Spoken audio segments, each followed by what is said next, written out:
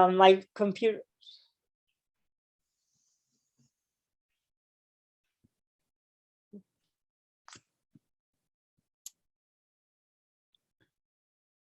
We're all ready. We're running. Well, welcome everyone. Bienvenidos to Cultivating Voices Live Poetry. I'm Sandy Yannone, your host, and I'm so grateful to be joining you on this super Sunday. However, for us here at Cultivating Voices Live Poetry, every Sunday is Super Sunday because we gather here at Cultivating Voices Live Poetry for a weekly reading where we share the love of poetry in community. We know that the world continues to be fraught with conflict and the myriad ways that COVID has continued to alter our lives, but we've continued to use this platform, this weekly platform, with all of you to explore really the prismatic aspects of humanity. Last year at this time, we were celebrating our Laureate Love Fest. We had an International Poets Laureate gathering, and it was a spectacular display of poetry. Well, we wanted to do something different this year, and we still were having our new books showcase. And I'm so just ecstatic that we were able this year to have our Valentine's Day kind of reading coincide with these three poets that you'll be hearing from today. And I'll be sharing a little bit more about them as each of them reads. Thanks to everyone who joined us last week to read and listen in our Zoom poetry studio and on Facebook. And of course, welcome to those of you here with us today. We had a very moving wild card open mic last week, and I'd like to remind you that you can watch all of our readings by searching our Facebook page and our YouTube channel to revisit or view for the first time. And if you'd like to revisit that Laureate Love Fest that was co-sponsored with the Olympia Poetry Network, I think it would be a fine thing for you to do on Valentine's Day. Well, this week on our pre-Valentine's Day reading, we return, as I mentioned, to our new books showcase platform, welcoming and celebrating three spectacular poets with new collections: Susan Abbott, Christain, and Meriam. I'll introduce, as I mentioned, each of them before they read. Well, it is always a great Sunday when we're able to listen to the poetry of Susan Abbott, whose work many of us have come to know and appreciate right here during our open mics. So it's tremendously gratifying to be able today to feature her with her first solo poetry collection and celebrate that accomplishment. Susan Abbott is an artist poet who lives in Joshua Tree, California. In her varied working life, she has done many things, ranging from meat wrapper to technical editor to hospice chaplain, all of which have informed her work as an artist and author. Her work has most recently appeared in the Holla Needles Literary Monthly, Judy Grahn's Touching Creatures, Touching Spirit, Living in a Sentient World, Feckless Cunt, a feminist anthology edited by Susan Rukeyser, and Between Ourselves, Letters Between Mothers and Daughters from Karen Payne, editor. Susan's art is featured along with Cynthia Anderson's poetry in their collaborative chapbook, Now Voyager, from 2018. She is the author of the poetic manifesto, Nasty Women Rise, The Dream and the Curse, from 2017. And today we welcome her and celebrate, as I mentioned, her first solo art and poetry collection, The Everyday Holy of We. Would you please welcome Susan Abbott? Hello, everybody, and thank you, Sandy, for that wonderful introduction. This forum of Cultivating Voices has been just such a boon this past year. It was about a year ago that I think I discovered you, and it was a little under a year ago that I started writing villanelles. And it's almost become like a second language to me. If I hear a phrase I like or an idea that's interesting to me, I'm asking myself, how would you say that in villanelle? So my book here, The Everyday Holy of We, is largely villanelles. And I've been having fun with them, kind of like a cross between crossword puzzles and Sudoku, to fill in the blanks and come up with rhymes and repeating lines. Anyhow, this book is art and poetry, both by me. This cover image is called the Sister Serpent Dreaming. And a lot of these poems are kind of very dreamy. The imagery that goes with them is very from dreamscapes. And it's an homage to women, that are mythical, biblical, familial, imaginal, all that. So, and it's in two sections. The first section is called Summons of a Common Sisterhood.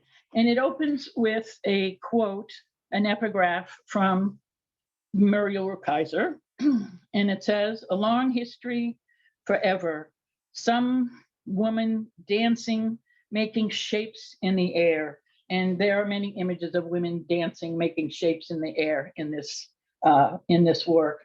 So I will share them with you as I read the poems. The first poem I'm going to read is called just Summons, and it was a summons of the common sisterhood. And this is the image that goes with that. And the image is called, "It blew Sparky's mind to remember how to speak fire." Sparky is a character in a lot of these drawings, and she emerged in the process of writing this book as well. Summons. She speaks to you in a language of fire, claims your whole life as a sign. Your heart bends to her every desire. It's not like you're a message for hire or ripe fruit to be plucked from the vine. She speaks to you in a language of fire. The things you know that come to inspire are neither the water or the wine. Your heart bends to her every desire. The breath of her love in you does conspire together for energy and matter to shine. She speaks to you in a language of fire. Embody truth, answer all who inquire. In their emptiness, know them as divine. Your heart bends to her every desire. The call on your life you may think is dire, a thing of no reason or rhyme. She speaks to you in a language of fire. Your heart bends to her every desire. Thank you. And then this second poem, thank you, involves fire a bit too. This image is a painting called Meriam on the Mesa. And the poem is called Miriam's Daughter. And I believe it's the first one I ever read to Cultivating Voices. And it was kind of my introduction to you guys and your introduction to me. Miriam's Daughter. Across the desert, a monsoon spills its water. Torrents of rain and the washes flood. This is the prophet Miriam's daughter. Witness to killings, the genocidal slaughter, the stolen lands, the indigenous blood. Across the desert, a monsoon spills its water. Plant medicine Mother Nature has taught her to repair the world for the common good. This is the prophet Miriam's daughter. To those who make jokes or would mock her, she is drink to the thirsty, a spark to the wood. Across the desert, a monsoon spills its water. Out of this storm, the new seeds it brought her, a generous crop, the sustaining food. This is the prophet, Meriam's daughter. Clouds will pass over like locusts and plagues. Let the earth mix with water and give us our mud. Across the desert, a monsoon spills its water. This is the prophet, Meriam's daughter. Thank you. And then this next one I'm going to read is called Amazon. This is the image that goes with it, and it's called the Mask of Loyalty. Amazon. In a dark cave within the wood, a shelter of rock and earth. To us, it was the core of all good. For when the chill came, we understood to build us here a hearth in a dark cave within the wood. We cut our palms and rubbed our blood to mark our true bonds' worth, and to us, it was the core of all good. Then came the moons of our sisterhood, rites of pleasure and of birth. In a dark cave within the wood, we sang the songs, we cooked the food over musty fires of turf, and to us, it was the core of all good. Bare-breasted we rode, an Amazon brood, embodied the heart of the earth. In a dark cave within the wood, to us, it was the core of all good.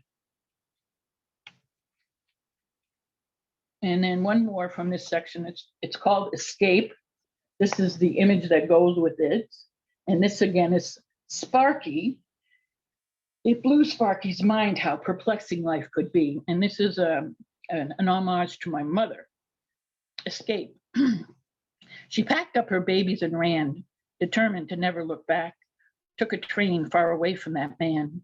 The marriage wasn't according to plan. He wasn't so great in the sack. She packed up her babies and ran. Mean and abusive, he got out of hand. The broads and booze behind her back. Took a train far away from that man. Under the gun, you do what you can. Shift gears to divorce on fast track. She packed up her babies and ran. Leave all that knitting. Don't wash that pan. Don't worry about what you may lack. Take a train far away from that man. To hell with the homestead's free land, the dream of Alaska's outback. She packed up her babies and ran. Took us away from that man. And then one more from this section. It's called Crone. This is the image that goes with it.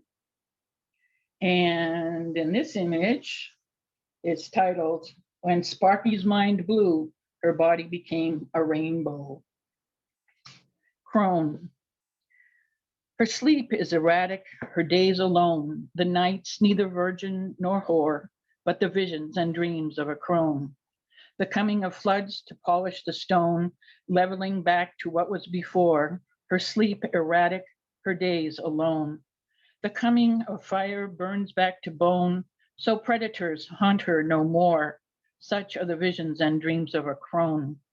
The wind sweeps in with its whistling moan, takes the planet's dust out of its core. Her sleep is erratic, her days alone. Icy eons over which no dove has flown, the madness of what lies in store. Grave are the visions and dreams of a crone. Earth may lie fallow where nothing has grown. The raven cawed its last nevermore. Her sleep is erratic, her days alone. Pregnant, the visions and dreams of a crone. Thank you. And then this next section is called The Abiding Spark, and it's this is homage to my partner, Dee Dee. We were together for 43 years, and she passed away about 3 years ago from multiple systems atrophy. And this first poem I'm going to read is called Blood Memory, and the image that goes with it is Sparky's mind blew while giving birth.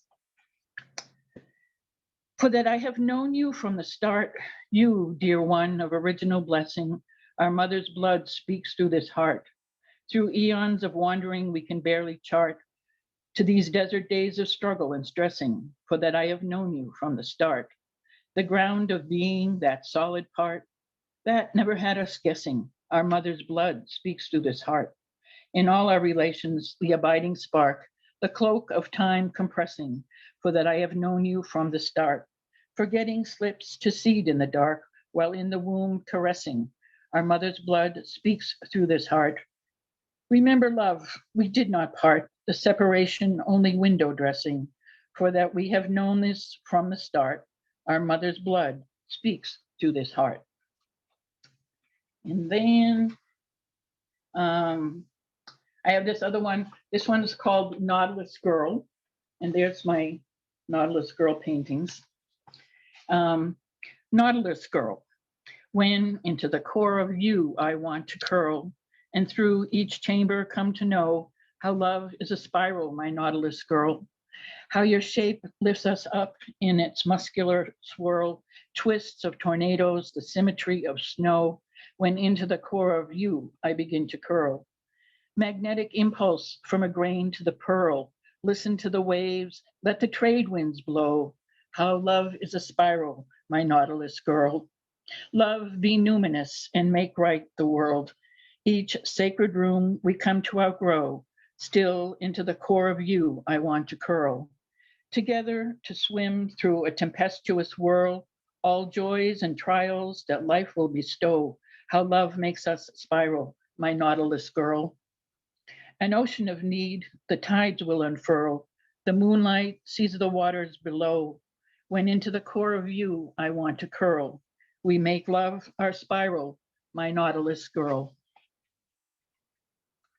And then this next one is called Such a Pair, and this is an image, and it's called It Blew Sparky's Mind to Kiss Her Best Girl Under the Northern Lights. So there she's kissing her best girl. Such a pair. You lift your wings and take to the air. Your ruffled white crown heads for clear sky. I raise up my shoulders and follow you there. Smell the spruce buds, the scat of a bear, the breath of a whale, not asking why. You lift your wings and take to the air. The nest we did leave without a care, all twigs and moss, untethered we fly. I raise up my shoulders and follow you there. Higher and higher, as if on a dare, give chase in the wind to the eternal cry. You lift your wings and take to the air. Clasping our talons, love spins and lays bare. Free and falling, these last things are wise. I raise up my shoulders and follow you there. At last to let go in that moment, most aware of love and death in a deep forest dawn. You lift your wings and take to the air. I raise up my shoulders and follow you there. And thank you. This next one is called Inquiry. In this image, this is of me and Dee Dee, and the image is, the painting is called Lesbian Coping Mechanisms, Walking My Girl Home. Inquiry. Down to the bare bones, that specter of you, trying on death till it fit like a glove, asking, where should I be? What should I do? I sit at the table, sip the morning's brew, no escape from the sword looming above, down to bare bones, that specter of you.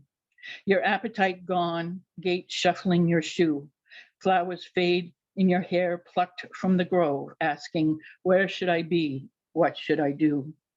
Nerves all unraveling, gone is their glue, the brain eating crow. Your heart is a dove. Down to bare bones, that specter of you. Sleep, the only comfort and dreams that ensue, as death our lives makes ready to move on, asking, where should I be? What should I do?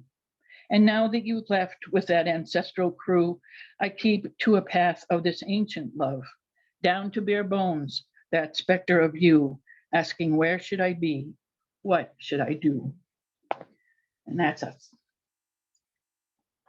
Thank you. And then just one more. I'm going to close with the title poem, The Everyday Holy of We, and it is my Valentine to you and to all of us with love. And this image is just called Love Concentrates. So love concentrates on us today. the everyday holy of we. I carried your ashes, traveled far and wide, to places we both wanted to see. It meant everything with you by my side. To feel you with me along for the ride, to go full circle and come around free. I carried your ashes, traveled far and wide. Often we laughed, often we cried. You went on ahead without me. It meant everything with you by my side. When comes the memory of the morning you died, the sum of your suffering went peacefully. I carried your ashes, traveled far and wide. The bath and anointing you so dignified, festive in flowers, clothed in the galaxy. Life was everything with you by my side. You blessed the world. How love clarified the everyday holy of we. I carried your ashes, traveled far and wide. It meant everything with you by my side. And I thank you for listening. This is the book, The Everyday Holy of We. Go buy it. You'll get art and poetry. Thanks. Oh, Susan. Oh, the everyday holy of we. A great opening to what I'm affectionately calling our lesbian love fest today. And thank you for those, not only the poems, but the images too. They're so vibrant, and they really, for me, also brought out the vibrancy and the poignancy within within your poems. And I'm so glad that we traditionally think of the sonnet as the love poem, but you've really claimed the villanelle as the love poem. I've heard it time and time again, and I'm always moved by your tributes in poetry to Dee Dee. And I'm really glad that we were able to have this platform today for you to share them once again, to share that really amazing relationship through the amazing relationship of poetry. So thank you so very much. There's no villains in the villanelle with Susan. It's just the love fest. It's just the love. Thank you. You're welcome. Well, we move from one very moving poet to our next poet. And I'm just again, I'm really quite excited to be able to support poets that win particular prizes and help promote their work. And I can't be any happier than to be able to support the work from a press that, for me, is, we talk with Michael Anthony Ingram about quintessential listening. Well, for me, the poetry of Headmistress Press is quintessential poetry. And we get today to celebrate with Annie Christain her award-winning book. And not only do we have the pleasure of being able to do that, but we also are able to do that with her editor joining us as well as reading. So it's a quite special, a special twist on the love today, to have the editor and the writer together in the room sharing work together. It's really terrific. Well, let me tell you a little bit more about the work and personhood of Annie Christain. Annie Christain is a professor of composition and English speakers of other languages at the State University of New York in Cobleskill, and a former artist resident of the Shanghai Swatch Art Peace Hotel and the Arctic Circle Art and Science Expedition. If that doesn't whet your appetite, I don't know what will. Her poems have appeared in the Seneca Review, Oxford Poetry, Prelude, and The Lifted Brow, among many others. She was a first place winner of the Driftwood Prize in-house poem contest and received the grand prize of the Hart Crane Memorial Poetry Contest, the Greg Grummer Poetry Award, the Oakland School of the Arts Anisgam Poetry Award, and the Neil Shepard Prize in Poetry. Her books include Tall as You Are Tall Between Them, from C&R Press in 2016, and her latest, the one we celebrate today in the New Book Showcase, is The Vanguards of Holography, from Headmistress Press 2021, which was the winner of the Sappho Prize in Poetry. Please welcome Annie Christain. Thank you very much, and I am so excited to be here. And the first poem that I'm going to read was one that I actually wrote at the Swatch Art Peace Hotel when I was a resident there for 3 months in Shanghai. And all of these poems are from my new book, The Vanguards of Holography, published through Headmistress Press. We never really touch anyone because of molecules. Kubrick himself was reported as being tearful, wandering around the set of the huge centrifuge after filming on 2001 was complete. AV forums. Anyone can wear molecules of what they say they represent, but I need yours. The boombox I place over my head outside your window records proof of your existence, though colliding isn't actually touching. I described the rings of Jupiter into the tape recorder before NASA reported on them, a symbol as a surgical tool. And if we are all mathematical gear wheel cutouts, the first programmable device, that means you are too. All I know is that a fallen one who is not in your body is in hell. My brain fills in the rest. In the documentary, I made a Valentine's Day card that said, I love Mama because she keeps a gun at her bedside table. But the filmmaker said that wasn't a good reason. I told him he never had to realize while naked and bleeding how even the color of his front door could set someone off in this world. I just wanted to trick him into saying he was there too. One family kept all concepts of time and dates away from their daughter. Another child broke her bones for attention. My church has a sanctuary just for this I built for you. These days, the equivalent of 13 people taking off their clothes, trying to make the calendar work with 1 or 2 blank days I'm trapped in, is heavy on my mind.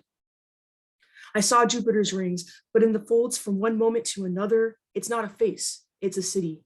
It's not space, it's a black rectangle inserted in the frame. In Revelation, John wrote locusts. Vietnam vets say Cobra helicopters.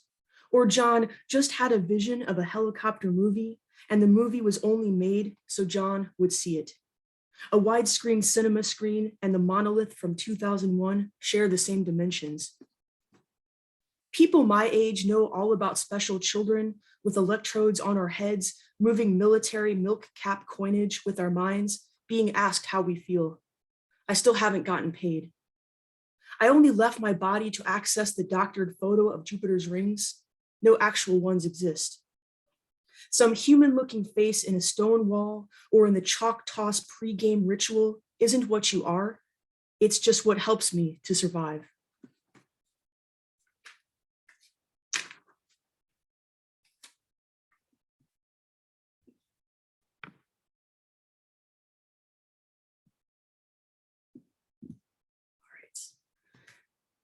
Okay, this is an apocalyptic poem, and the concept behind this was in my first book. I wrote a poem that had the word stupidly in it.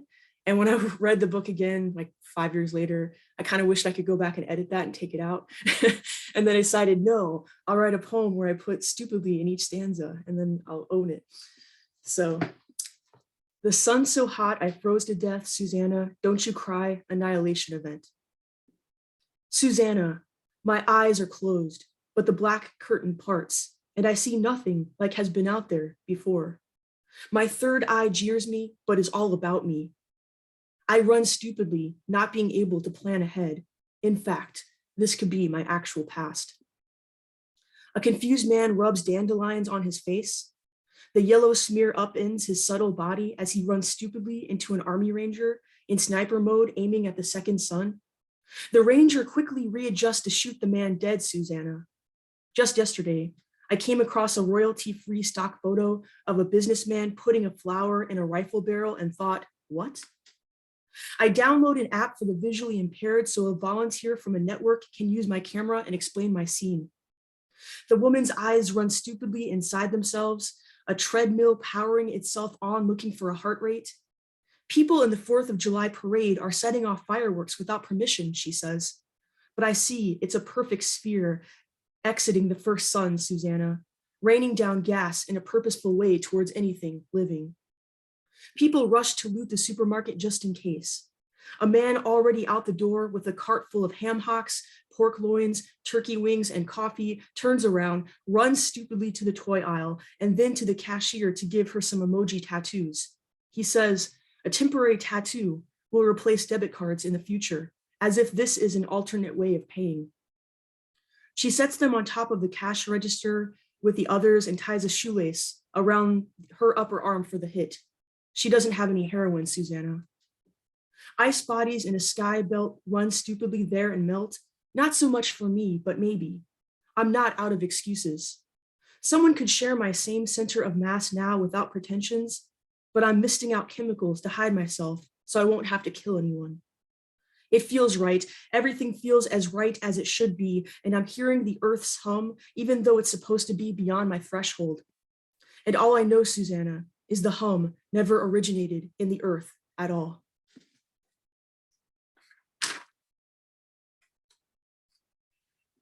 All right, the next poem is called The Vanguards of Holography, which is the name of the book as well, and it's full of holograms.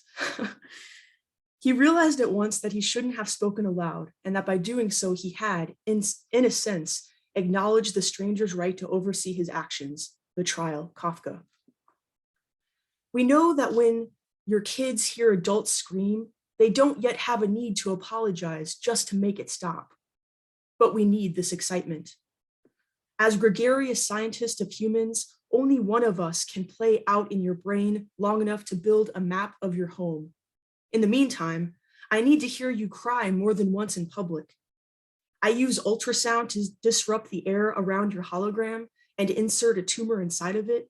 You are going to become infected without us anyway. I could just see us holding a skull, asking the youth to reach inside while you get sick. It's not possible for us to gain anything by pretending to like you, so we work on you while we are very upset with you. Each dissected piece of the mouse brain contains the whole, so nothing we've done to you is irreversible. If it weren't for the glitch, I would be sitting in court right now with lots of work to do in 2001 with Al Gore as president.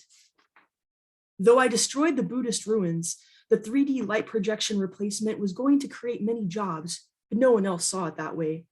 I won't go back. I am here first with the devil clip art. I will make Tupac my student. So many people are writing down their intentions, sprinkling the paper with blood, and uploading it to the internet. I know all about it. Space is water, compasses are spears of destiny, so that's why they were removed as Monopoly game pieces. Every compass points to me.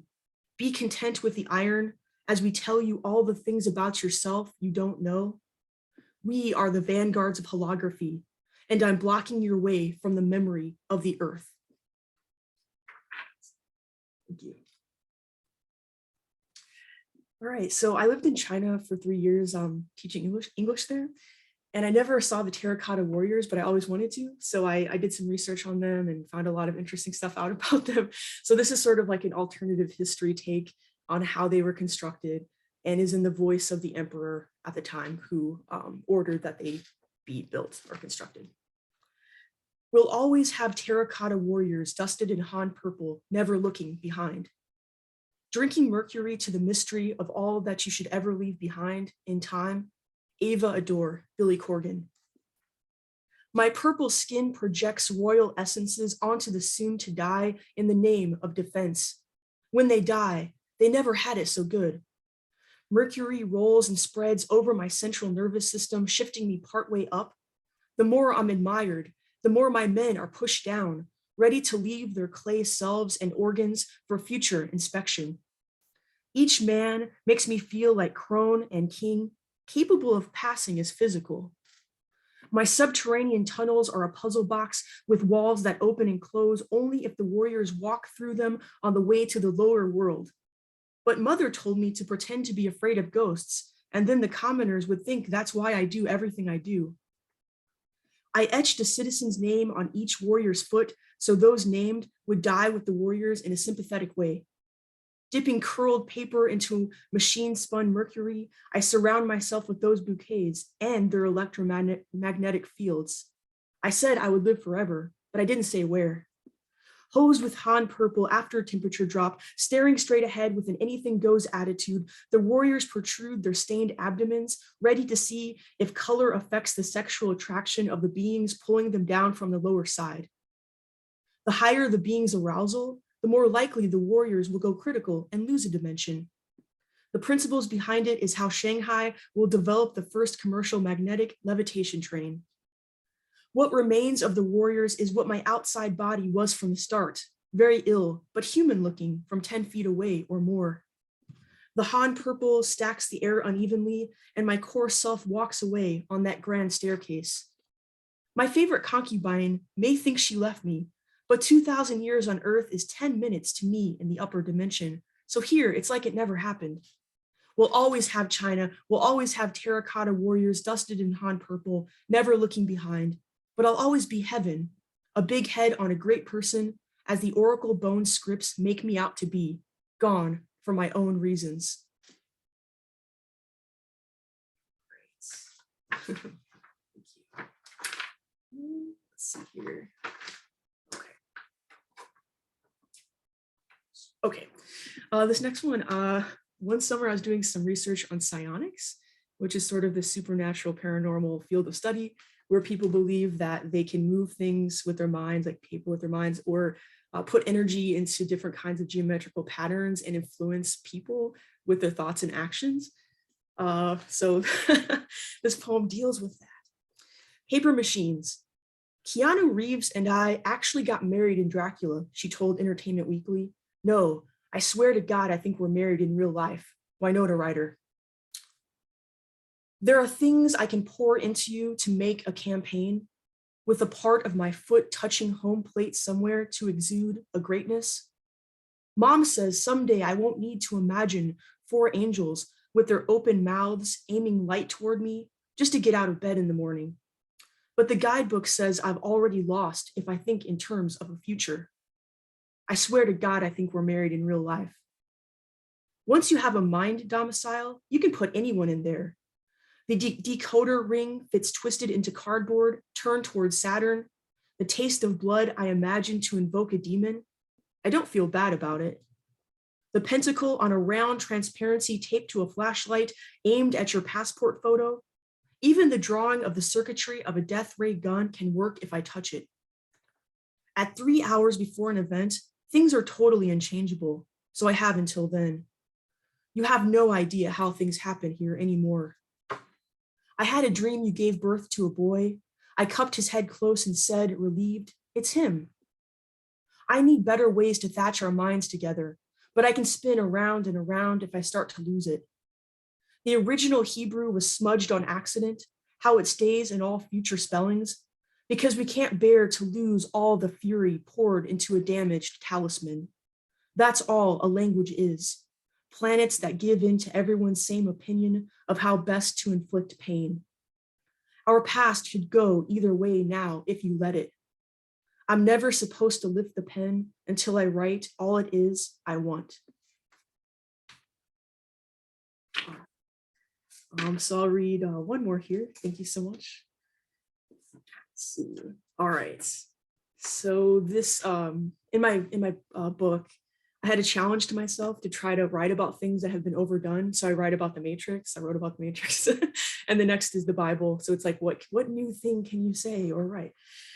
So this is about Joseph's coat, the colored coat. All right, multicolored coat.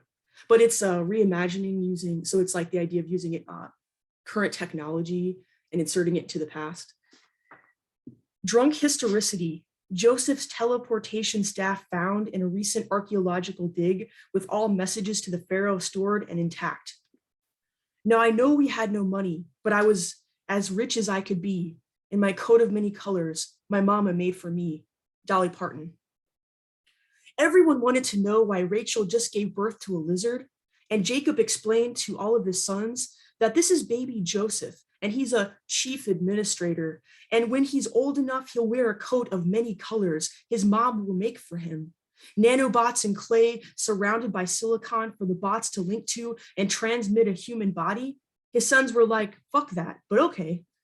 As soon as Joseph started talking, he told his brothers they would all bow to him, and his autonomic nervous system would be powered by their children's fear. When Joseph got his coat, so many people started offering him no-interest loans and asking him to rule them. His father loved it. His brothers noticed if they stressed Joseph out, like by calling him a reptile or shouting out the names of the coiled spirits they could see spinning in the back of his head, his face would glitch as if it was a steel pin impression toy that someone punched. Joseph's coat was running on some new Coke formula shit-level math, but he was beautiful most of the time, like a Canaanite Donny Osmond. Soon, his brothers tossed out Joseph, stole his holographic coat, and put goat's blood on it to show their father. About 10 minutes after the father saw the coat and screamed, why, not my miracle son?" The coat contracted into a mesh ball drone that flew back to Joseph, unfurled, and then wagon-forded him back into a human. Plus, the coat made him get sick high from the blood, which was its second main function. Fast forward about 20 years, and Joseph was now right-hand man to the pharaoh because Joseph had wings, which meant he came from the royal line of Alpha Draconis, just like the pharaoh. Joseph saw his brothers one day shopping for wheat, so Joseph gave them riches and all the wheat they could carry. But the wheat had a GMO signature that meant all future crops grown from that seed would belong to the pharaoh. Plus, the pharaoh met the family and basically said, "Yeah, take care of my livestock."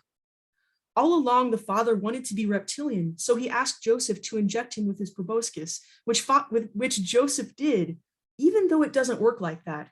So Jacob just died painfully with a bunch of perverts watching.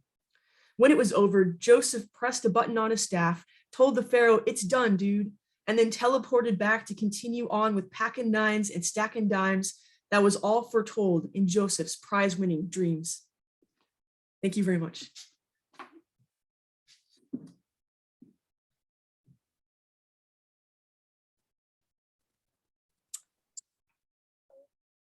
I kept saying it in the chat, and I'm just going to start with it now. Wow. Wow. Thank you. Oh my gosh. The poems of Christain from the Vanguards of Holography, laced with the images of popular culture figures and the wild mind of science. Oh my gosh, an incredible imagination. I loved how each of your poems to me was its own puzzle box, as you talked about in one of the poems, like just their own incredible puzzle boxes. And I might need a decoder ring, but that's okay. Like I want the decoder ring. Right. I want package that with the book. Yeah, I want Right. I want the serial prize decoder ring for these just immaculate, wild poems. Oh, thank you so much Thank you so for much. bringing them to us. And of course, thanks to Headmistress Press for also bringing them to us through just through your wonderful voice. I'm so glad to have heard these poems today. I'm so glad to Oh. be here. Thank you. Well, I'll say one other thing about the first, I think it was the first poem.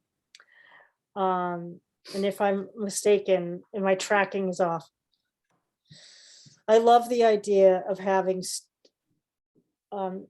stupidly, like the tricks that we play on ourselves Right. to amuse ourselves, like to write our poems.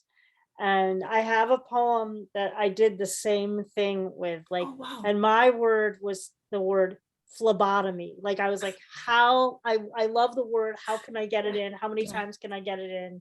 Right. And it also kind of reminds me of the villanelle, like different, Yeah. like the way the structure works in the villanelle, could get, or in the sestina in particular, the sestina can get that word that you want to use far too many times in, but it works, and that challenge of stupidly. Oh my God, so great, so Thank great. you. Thanks again. What a thank you. pleasure, and another book to add to my collection for sure. I hope. All right, my friends, our final reader for today. Well, there's so many things that I could say about Mary Meriam. She has truly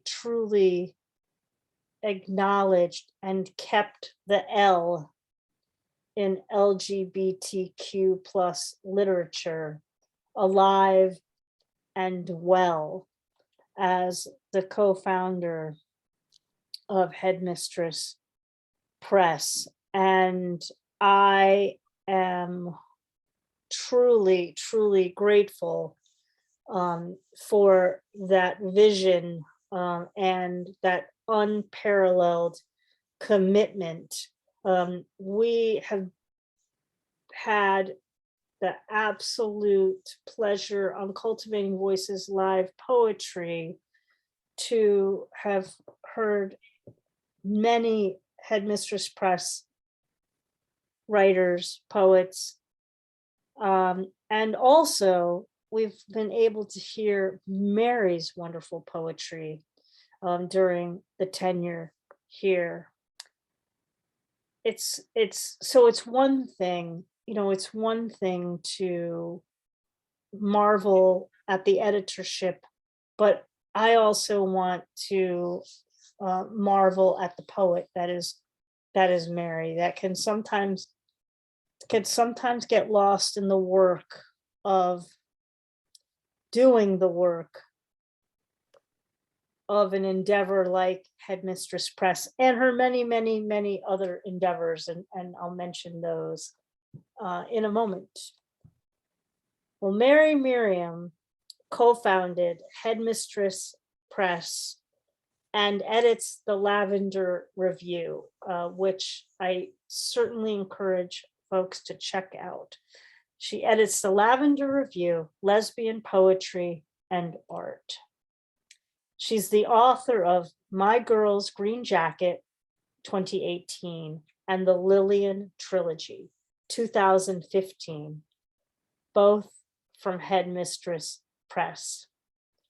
Her poems appear recently in Poetry, Post Road, Prelude, Subtropics, and the Poetry Review. Today, she will be reading from her new collection, Pools of June, which was published by Exot Books earlier this month. I dare anyone to have a better publication date than 2/2/22. The numerology there. A fun fact about Mary. Mary also has a children's book that I actually gave to my dad one Christmas. I love this book so much, and look it up. I'm tempted to put it in the chat as well.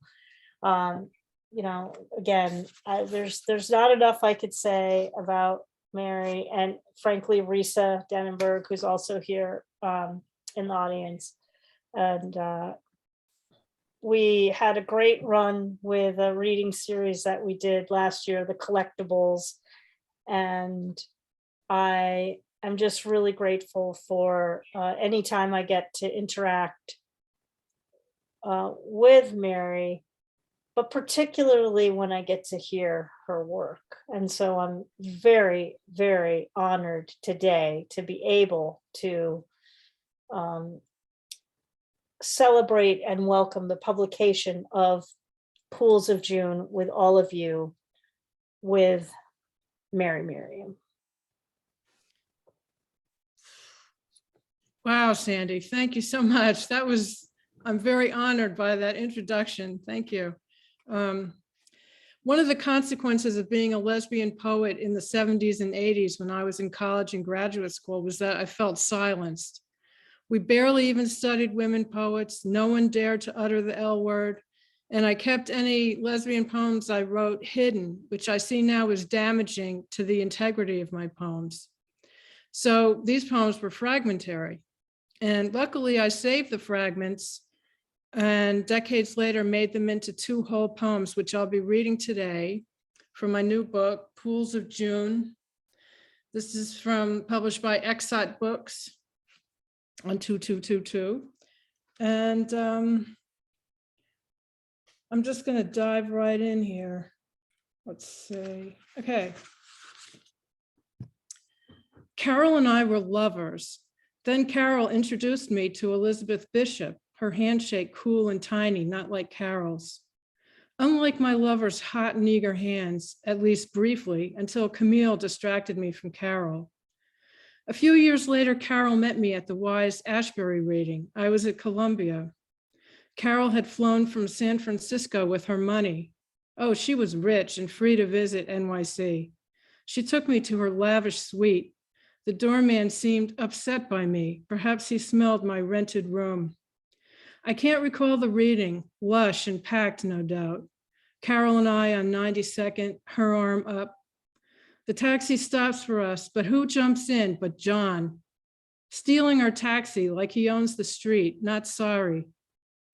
We're 2 invisibles as lesbians, young poets, excluded in 1980, ash in our eyes.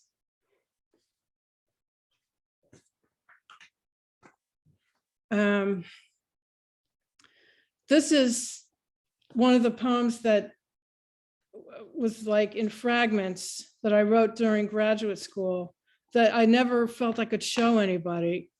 And here they are in the book now. Okay, as one whole poem, Transplanted. You seem to know your way around the city, she says, turning from the piano and the tiny statuettes of geniuses. I send her a letter. Flight patterns branch out, forests of airports. The letter is distant as the diamond window on a ship to Venus. The day the idiots converge on the Hudson barges with flags, cheers, and souvenirs, I receive her reply, pleasure in other directions. At the entrance to the park, thick stench of dog shit, piles of cut gray branches, and a view of patches of dirt where games kill the grass. I sit on a bench reading in a haze of cherry petals. Why aren't we lovers, she says in your dream, the strange girl you tried to love who steals your sleep in a drug sprawl. She does that all the time, the drinkers at the Duchess say, blood in the bathroom sink from the girl who slits her wrists. Frantic, I race up and down the staircase. It's 1981, I think, the same damn lovesick song on the jukebox, the slower suicide dikes rooted to the bar, and my pale wild hunger as I carry rum and cokes to every dancer. The heart-shaped mole on your cheek says, love me. Your eyes embrace me. We strip. Your hands and your mouth travel my body as mine travel yours.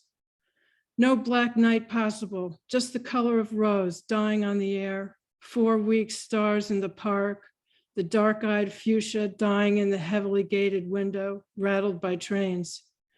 I want the roar and rustle of dark expanse, crazy leaves, solitude. I sit on the fire escape while day grows dusky, scanning the streets for the taxi she drives. Eclipse night, we circle Manhattan Island until she takes me over the bridge to her garden, just beginning to bear ripe red tomatoes. Catbirds sing and ruffle their feathers, attracted to pale trumpet vines in the suburb dawn. Surrounded by scents, I want to lie down and flower. Okay. I've got a, I see you, Sandy. I love when you do that. Hi, Eva, how are you? This is a villanelle. Susan, attention. I loved especially your last villanelle. It was fantastic, very moving. The last, it was the last poem you read. I think it was a villanelle. Anyway, this is called One Time with Tam. In Soho, while the wealthy dined, we talked, we walked along the street to your stop, my stop. We don't mind that we don't stop nor go to find the dark below the empty seat. In Soho, while the wealthy dined, we spent a while and you were kind, your murmurs on the sidewalk sweet. Your stop, my stop, we don't mind. Go home, the city whined. Go take your train. Still on our feet in Soho while the wealthy dined, you sensed perhaps that pit and rind were all I had at home to eat. Your stop, my stop, we don't mind, so closely have our steps aligned, and you were all I had of heat in Soho while the wealthy dined. Your stop, my stop, we don't mind.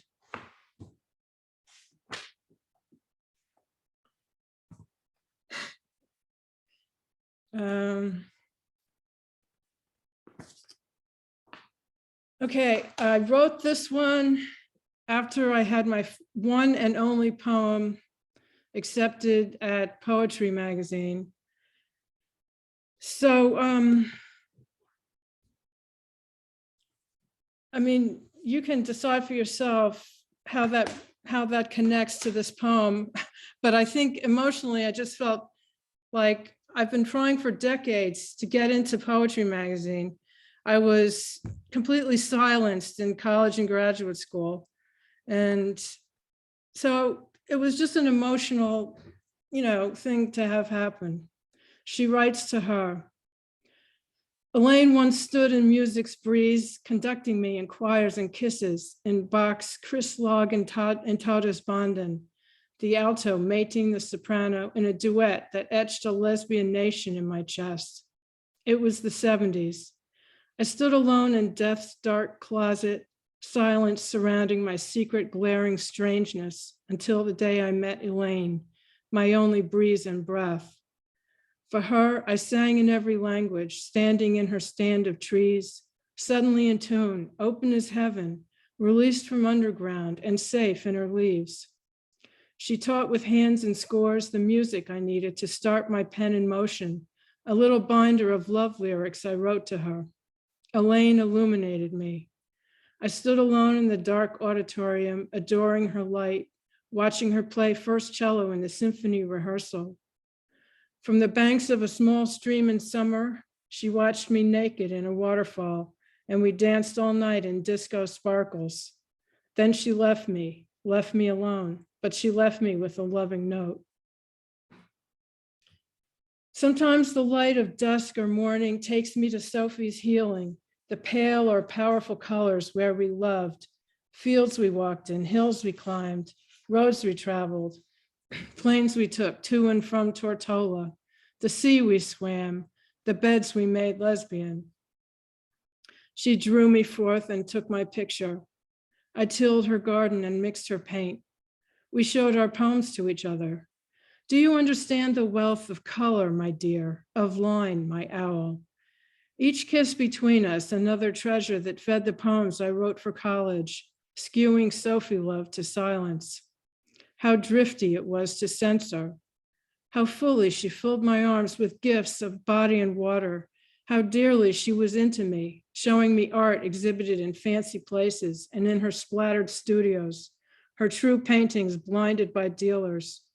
So we held half in, half out, dangling and dancing and losing our minds, the bodies of fish in a clear creek, surrounded by vivid mountains of fate that tore me in two and left me leaving. Emily wrote poems to Susie, Wild Nights. 3 decades later, I learned what Lillian wrote in the 70s. By then, I'd flooded and drowned 3 decades, saving the one marble left of myself.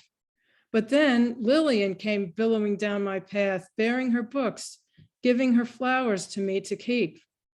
The whole world bloomed as I wandered in the land of Lillian, seeing her writing poems to her, and she wrote poems to her, and look at her words to her, and here are more poems of hers she wrote to her. All this had been hidden, mocked, erased, buried, burned in gardens that could never grow until unearthed and loved by Lillian. She gives sunlight and rain and seasons and makes the earth a welcoming place.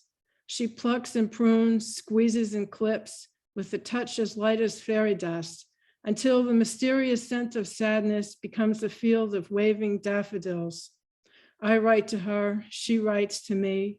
I dedicate my books to Lillian and send them to her distant house with longing from my leafy trees and brightness from my flowing pen.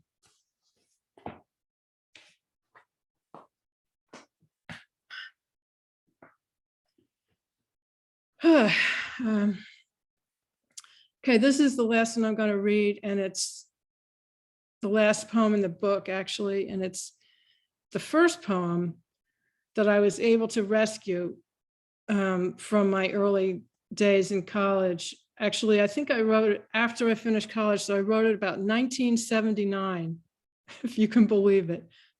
Annie, you weren't even a thought in your parents' mind that in 1979, your parents hadn't even met yet. Anyhow, feeling kind of old right now. By the way, your reading was fantastic as always. And I can't get over how every time I hear one of your poems, it's like, I've never heard this before. It's like, it's always new. So they're great. Oh, you were born in 1981. Yeah. Okay. A thought. Yeah, they had a thought. Maybe they were on a date or something. Okay. Okay. This is called Arrive. I move hoping you will arrive while the day and season are fresh and air gushes through the window. I long for your blondness and young, sleek white silence. It is not enough. My veins are stretching to their limits. Snow marks the upper mountains. Today, early summer, the honey locust, snow on the grass, and I think it is snow. I do not wish for any other season. Hot air stirs me. You say it is a beautiful night and ask me to go swimming. Well, I begin the voice that transforms as it goes on. To be most concise is impossible. Like an Italian woman, I spread over the chair out of my clothes. Each day is a treasure. Daylilies sparkle on the dark roadside. An oak with large and fragrant leaves leans out of the forest. You are almost here, I imagine, and you are joyful and giving. Your pale body in the garden makes me weep, as does everything. Is it beauty, the pure water, my lips that finally fill out and sing? You bring water to me in every form. I cry for days, a horse you ride with broken reins. The skies are milky, the stars in your eyes obscure. Out of summer and what we have, a hoe, a hammock, mossy woods and marshes of lilies. What will we be able to save? Will memory be the green earth?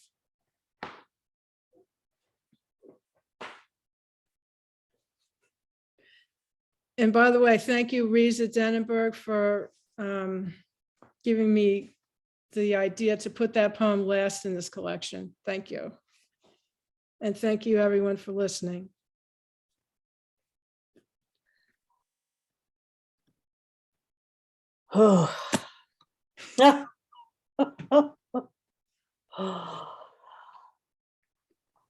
When's your next reading?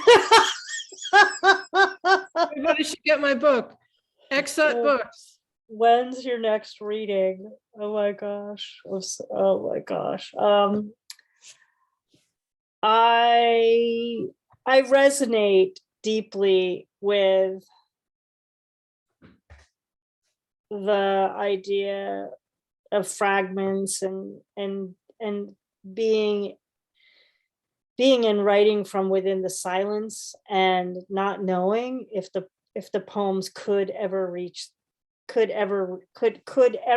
beyond my closed journal, even closed to myself. And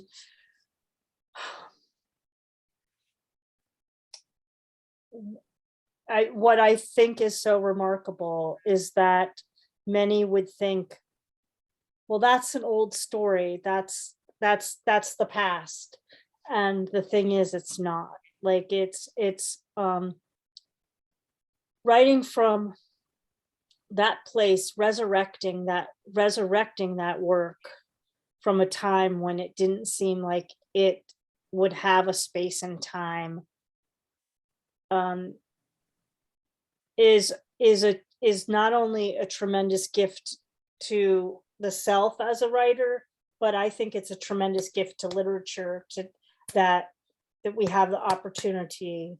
And like, you're providing the opportunities, Reese is providing the opportunities, so many people in this room and elsewhere providing these opportunities. You know, I remember not being able to use pronouns in my poems and being afraid to have the actual pronouns, the her to her. And it wasn't that long ago. And I'm so grateful that you were able to take these fragments and make them whole, not just for yourself, but for the beauty for all of us to be able to go on that journey, that sacred journey with you, and to make sure that we know what women's lives were like. I would go back to Lillian Faderman, you know, the word that dare not speak its name. And so again, thank you for having the courage to go back to that work and make something wholly new, but honor what had been written. There aren't a lot of folks that are going to go back to their old journals like that and put the fragments together. And it's its own, I'll go back to Annie's, it's its own puzzle box. And so we were given the gift of your puzzle box. So thank you, Mary. I cannot be articulate today after hearing that. I can't even speak. So I know I've mumbled on about it. But I'm so grateful for those poems. Everybody, you have heard the remarkable poetry across time and space and dimensions from our three poets today in our new book showcase, also known as our Lesbian Love Fest. You heard from Susan Abbott, Annie, Christain, and Meriam. And before I make a few final remarks, how about we unmute and thank these just astounding poets for sharing their work with us today.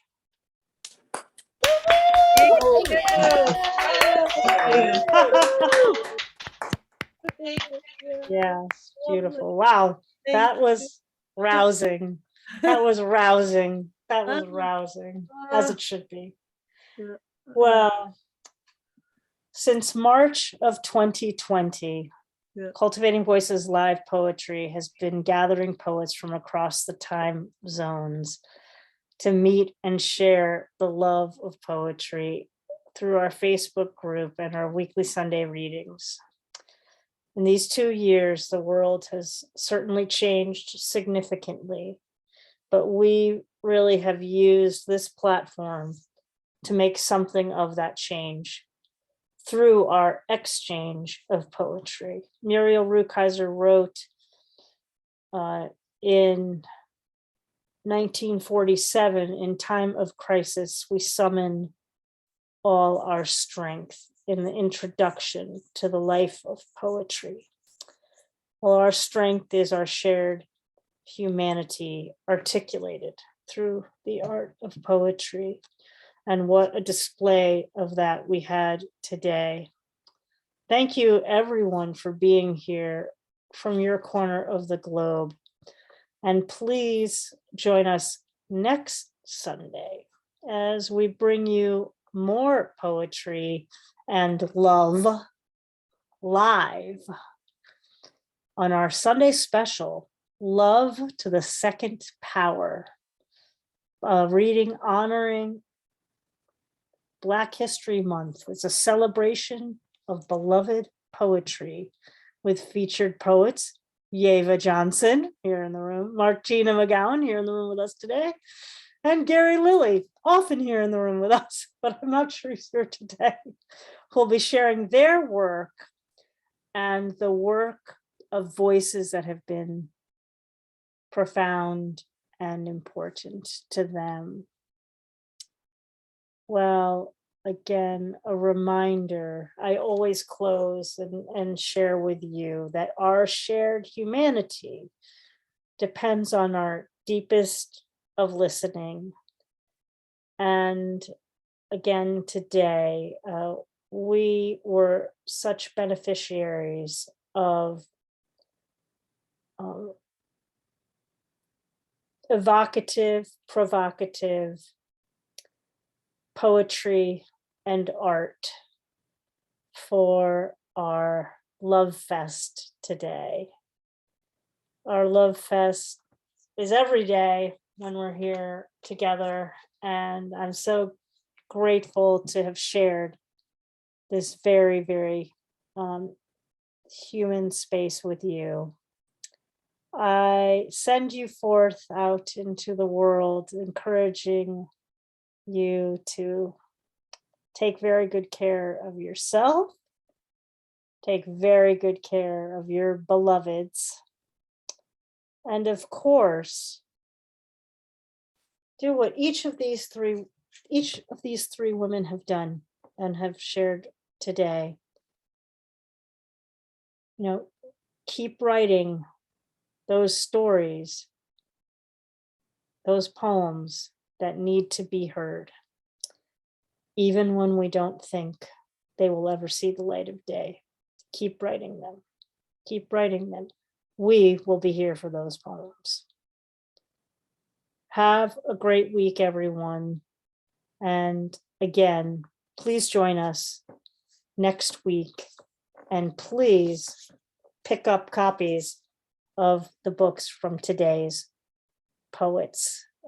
Our support of them is, and the presses is so vital every day, but certainly during the pandemic.